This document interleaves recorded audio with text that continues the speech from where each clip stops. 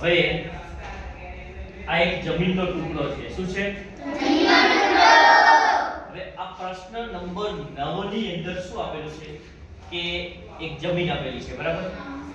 આ જમીનની અંદર 3 વૃક્ષ છે, બરાબર? અહીંયા એક વૃક્ષ છે, એક અહીંયા છે, એક અહીંયા છે. આ ત્રણે 3 વૃક્ષ આ જમીનના ટુકડાને 3 ભાઈઓ છે. 3 ભાઈઓને સરખા ભાગમાં વહેંચવાનું છે. હવે ત્રણેય ભાઈઓ શું કે દરેક ભાઈ એમ કે મારે એક વૃક્ષ આવવું જોઈએ. હવે ભાઈઓના નામ છે, આપણે દાખલા તરીકે ઉદાહરણ લઈએ કે એક ભાઈનું નામ છે તેજો. શું છે? તેજો. બીજા ભાઈનું નામ છે ભૂરો. બીજા ભાઈનું નામ શું છે? ભૂરો. અને ત્રીજા ભાઈનું નામ છે જગો. તેજો, ભૂરો અને જગો. હવે આ તેજો, ભૂરો અને જગો ત્રણે 3 શું કહે છે કે અમારા ભાગમાં એક લીમડાનું વૃક્ષ આવવું જોઈએ. આખી જમીન, આખા ખેતરના 3 સરખા ભાગ થવા જોઈએ. કેટલા ભાગ? 3 સરખા. તો હવે આપણે એમને તેજા, ભૂરા અને જગાને 3 ભાગ કરીને આપીશું. આપશો ને?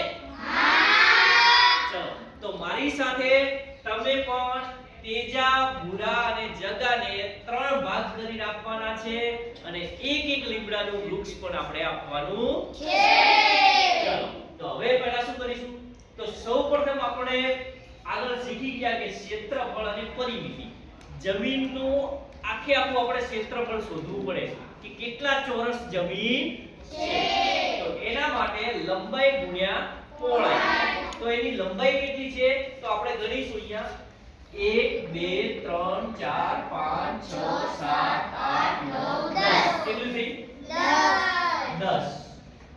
ગુણ્યા પહોળાઈ 1 2 3 4 5 6 7 8 9 10 ગુણ્યા 9. લંબાઈ ગુણ્યા પહોળાઈ. તો આપણને શું મળશે? એનું ક્ષેત્રફળ મળશે. ક્ષેત્રફળ મળશે. 10 નવા કેટલા થશે? 90. 10 નવા 90 ચોરસ મીટર. બરાબર? હવે આ જમીન કેટલી છે? 90 ચોરસ મીટર છે. હવે આપણે 3 સરખા ભાગ પાડવાના છે. બરાબર?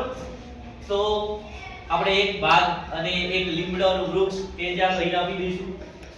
પછી ભૂરો કે અમને તો પણ આપો, તો એક ભૂરાને આપીશું અને એક જગાને આપીશું. જગો ખૂબ બનાડીએ પાછો, તો પણ વધારે કરે. જગો કે મારે આ જ વૃક્ષ આવવું જોઈએ, પેલું જ જોઈએ, આ એના ભેગું અલગ જોઈએ. બરાબર? તો હવે આપણે શું કરીશું? એના 3 સરખા ભાગ કરીશું. તો એના માટે શું કરવું પડશે? 90 ભાગ્યા 3.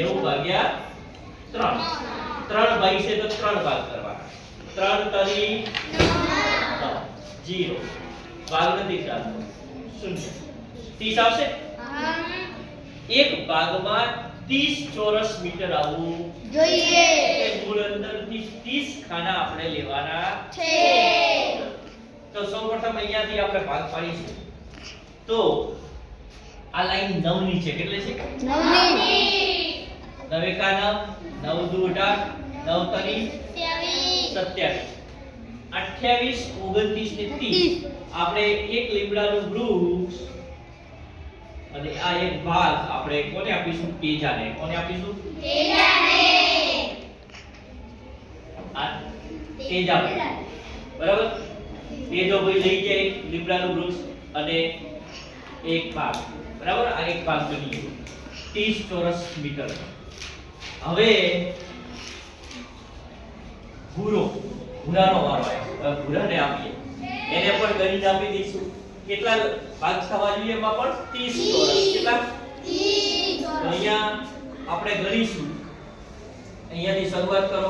1 2 3 4 5 6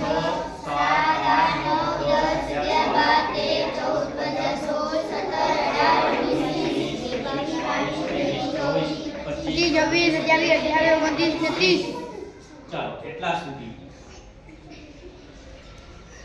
આ 30 ખાના છે એ કોને મળી ગયા? કોને મળ્યા? ભૂરાને. હવે ભૂરાને એક લીમડો મળી ગયો, એને એક ખાટો ભાગ મળી ગયો, તેજાને પણ મળી ગયો. હવે પેલો ટોપોની જગો બધાની ભલો છે, જગોને એક ભાગ આપી દઈએ. જે વધ્યો એ જગાનો, પણ વધ્યો એમાં 30 જ છે કે નહીં? એટલે આપણને કહે છે કે તમે ભાગ પાડવા આવ્યા હતા અને 30 ખાના મને તો આપ્યા નથી, તો આપણે 30 આપી દઈશું ગણીને. અહીંયા કેટલા છે? 9 1 9, 9 2 4, 9 તારીખ 28 29 ને 30 થઈ ગયા. આ ભાગ મળી ગયો જગાને, બરાબર? તો આ ત્રણે ત્રણ સરખા ભાગ કરી અને આપણે ત્રણને આપી દીધા. હવે ચલાવવાનું બંધ કરી દેશું. આ રીતે આપણે પ્રશ્ન સોલ્વ કરવાનો છે. આવો પ્રશ્ન, બે પ્રશ્નો બીજા પણ આવશે, એ પણ આપણે આ રીતે ગણતરી કરવાની છે.